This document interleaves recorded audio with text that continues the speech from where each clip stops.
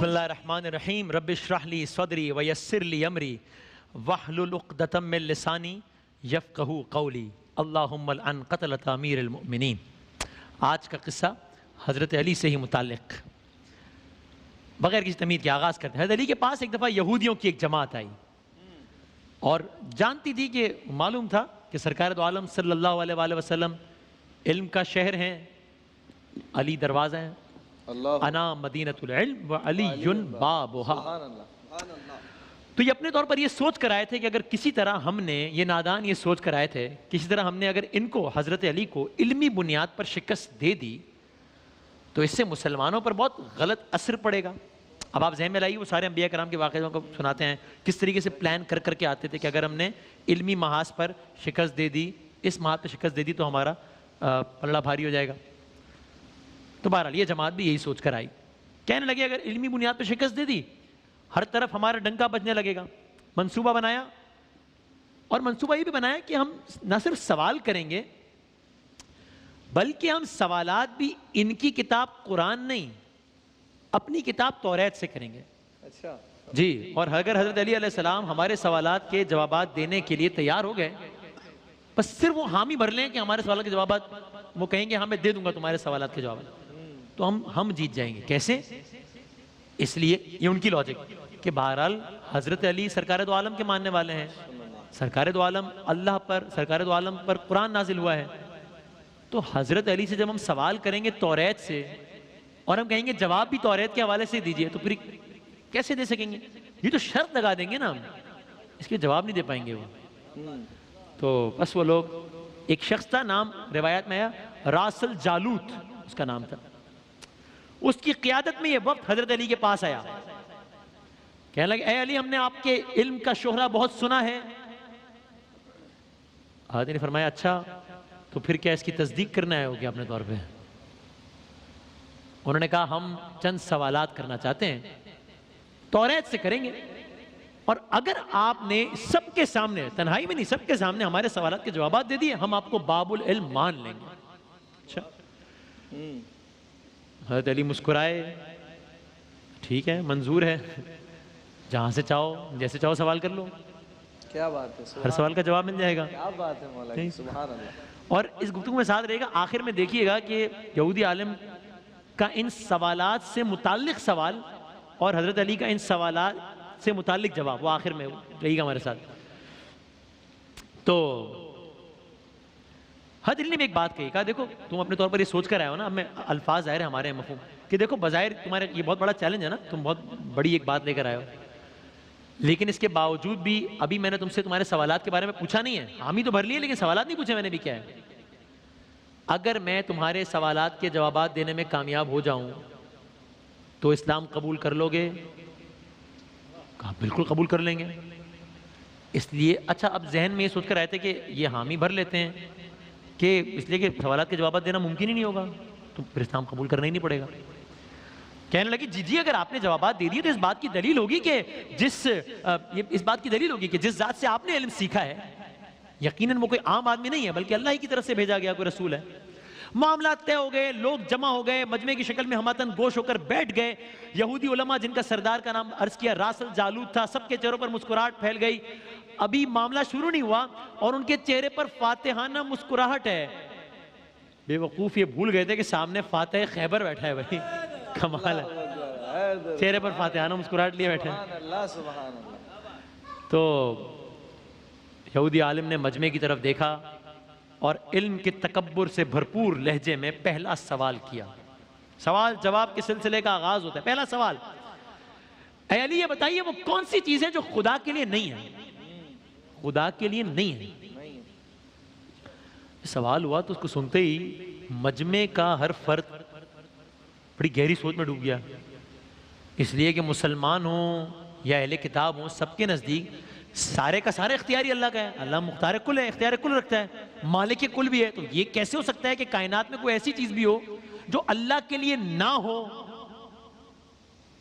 حضرت علی نے مجمع کی طرف ایک نظر دوڑائی اور راسل جالوت کی آنکھوں میں آنکھیں ڈال کر بغیر کسی توقف کے فرمایا. تیرا سوال ہے نا کہ وہ کون سی چیز جو اللہ کے لیے نہیں ہے, جواب ہے کہ وہ چیز شرک ہے. اللہ ہر قسم کے چھوٹے بڑے شرک سے پاک ہے. شرک اللہ کے لیے نہیں ہے بھائی. اللہ اکبر. کہا پاک ہے وہ وحدہ لا شریک ہے. کیا کہنا ہے. مجمع نے حضرت علی کا جواب سنا اور بے ساختہ منہ سے واہ واہ نکلنا شروع ہو گئی. اگلا سوال, سوال نمبر 2. اے علی یہ بتائیے وہ کون سی جگہ ہے جہاں خدا ہے, جہاں خدا ہے. فوراً جواب دیا خدا ہر جگہ ہے. کہیں نہیں. اس سوال کا جواب آپ ہماری کتاب سے دیجیے. کہا اچھا. کہ پھر ایک کام کرو, تمہاری کتاب کے فلاں صفحے کی فلاں سطر کو دیکھو, ٹھیک, فلاں سطر کو دیکھو. کیا اس میں نہیں لکھا, تمہارے سوال کا جواب دے رہا ہوں, اس میں نہیں لکھا کہ موسیٰ علیہ السلام کے پاس ایک فرشتہ آیا, موسیٰ علیہ السلام نے پوچھا کہاں سے آئے ہو, تو اس نے کہا عرش سے قریب 7ویں آسمان سے آپ کے پاس حاضر ہوا ہوں. اتنے میں موسیٰ علیہ السلام کے پاس دوسرا فرشتہ آیا, موسیٰ علیہ السلام نے پوچھا کہاں سے آئے ہو, اس نے جواب دیا کہ میں زمین کے 7ویں طبق سے آپ کے پاس آیا ہوں. موسیٰ علیہ السلام نے پہلے فرشتے سے پوچھا 7ویں آسمان پر تمہارے قریب کون تھا, اس نے فرشتے نے جواب دیا میرے قریب میرا رب تھا. پھر موسیٰ علیہ السلام نے دوسرے فرشتے سے پوچھا, زمین کے 7ویں طبق سے آنے والے فرشتے سے پوچھا کہ تمہارے قریب کون تھا, کہاں سے آئے ہو, کہا میرے قریب میرا خدا تھا. پس معلوم ہوا بلندیوں کی انتہا ہو یا پستیوں کی جگہ, خداوند تعالیٰ ہر جگہ قریب اور موجود ہے. توریت سے جواب دیا. ظاہر ہے بلندی پستی ہم دنیاوی معنوں میں بات کر رہے ہیں, ہائٹ ہو یا پھر نیچے. اللہ اکبر. یہ وہ موقع تھا کہ حضرت علی نے فرمایا پاک و منزہ ہے وہ ذات جو کائنات کے ذرے ذرے میں ہے.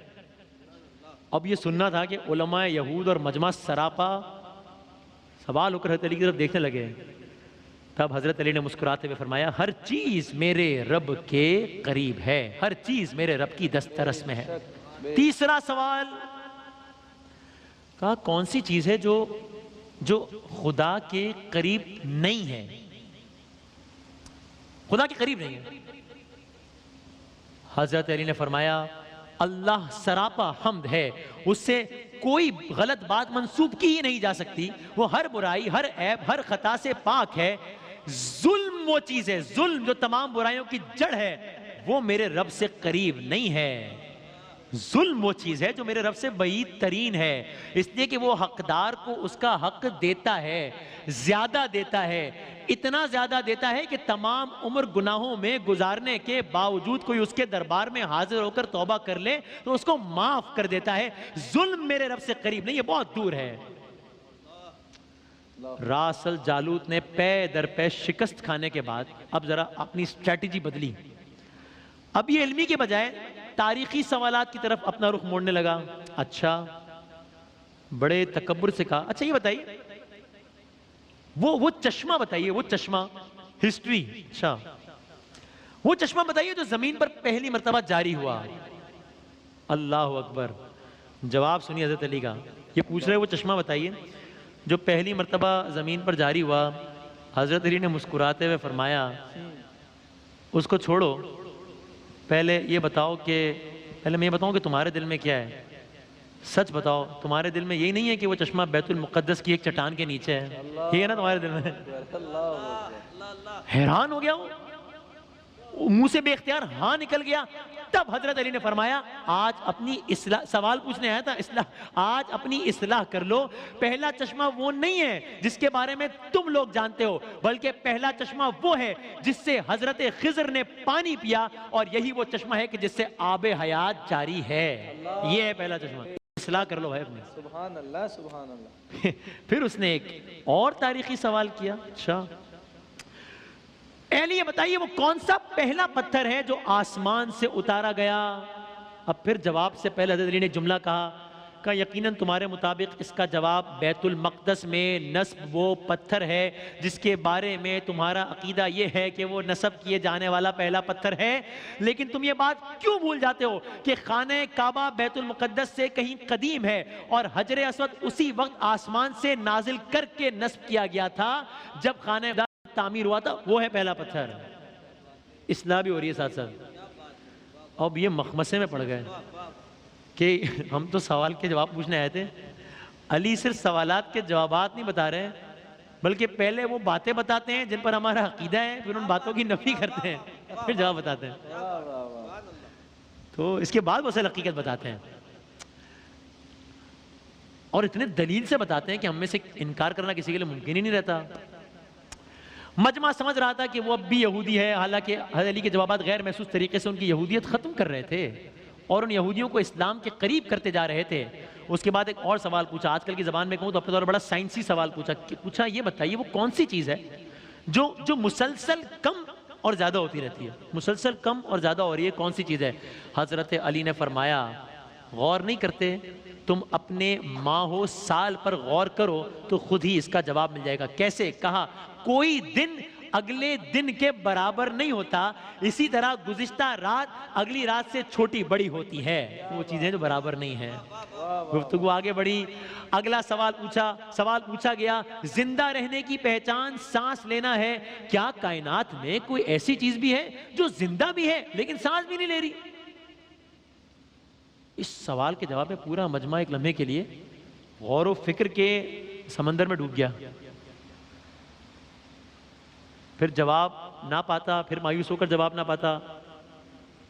ہر ایک کی نظر حضرت علی کے چہرے کی طرف ہے، اور حضرت علی ہر سوال کے جواب میں اس لیے بھی توقف کرتے ہیں کہ لوگ بھی اپنے عقل کے گھوڑے دوڑا لیں، ٹھیک، اگر کسی کے ذہن میں کوئی جواب آتا ہے تو آ جائے۔ ہاں، اللہ اکبر۔ پھر آپ نے جواب دیا، کتاب میں لکھا ہے نا، کتاب کا حوالہ ہے، کتاب میں لکھا ہے، صبح جب نکلتی ہے تو سانس لیتی ہے، درج ہے نا، صبح جب نکلتی ہے تو سانس لیتی ہے، حالانکہ صبح نہ روح رکھتی ہے اور نہ وہ جاندار ہے، تو یہ ایک ایسی شے ہے جو ایگزسٹ کرتی ہے، سانس نہیں لیتی۔ اگلا سوال کہا، یہ بتائیے زمین کا وہ کون سا مقام ہے جہاں پر سورج کی کرنیں ایک مرتبہ تو پڑی لیکن پھر اس کے بعد کبھی وہاں روشنی کی کوئی کرن نہ پڑی؟ عجیب، زمین کا مقام جہاں سورج کی کرنیں صرف ایک مرتبہ پڑی پھر دوبارہ نہ پڑی۔ حضرت علی نے فرمایا، ہاں یہ سمندر کا وہ مقام ہے جہاں سے موسیٰ علیہ السلام اور ان کی قوم گزری تھی، اور وہ اللہ کے حکم سے دو حصوں میں تقسیم ہو گیا تھا، بس گزرتے ہوئے سورج کی کرنیں وہاں پر پڑی تھی، پھر اس کے بعد دوبارہ سورج کی کرنیں وہاں نہیں پہنچی۔ اللہ اکبر، کیا کہنے، اللہ اکبر، یا علی سبحان اللہ، اللہ اکبر۔ اگلا سوال کیا، وہ کون سی دو چیزیں ہیں جو ہمیشہ غائب رہتی ہیں، اور وہ کون سی دو چیزیں ہیں جو ہمیشہ حاضر رہتی ہیں؟ فرمایا، جو آسمان و زمین ہے نا ان کی طرف دیکھو، آسمان و زمین کی طرف دیکھو، وہ تمہیں کبھی غائب نظر نہیں آئیں گے، وہ ہمیشہ حاضر رہتے ہیں، اور موت اور زندگی کو ڈھونڈو، ان کے بارے میں تمہیں کبھی نہیں پتا چلے گا کہ وہ کہاں ہیں اور کب آ جاتے ہیں۔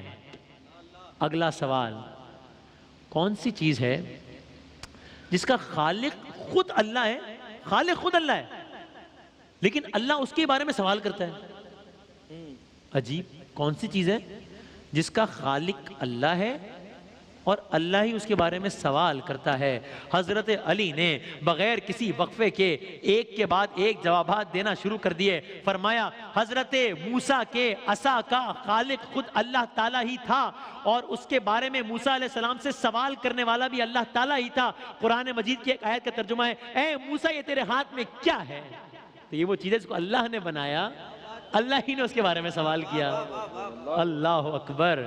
اگلا سوال، وقت میں تیزی سے آگے بڑھتا ہوں، پوچھا، بیت اللہ کا طواف ذی حیات کرتے ہیں، جن کے اندر حیات ہوتی ہے وہ کرتے ہیں بیت اللہ کا طواف، یا وہ کرتے ہیں جن میں جو جن ہوں یا ملائکہ ہوں؟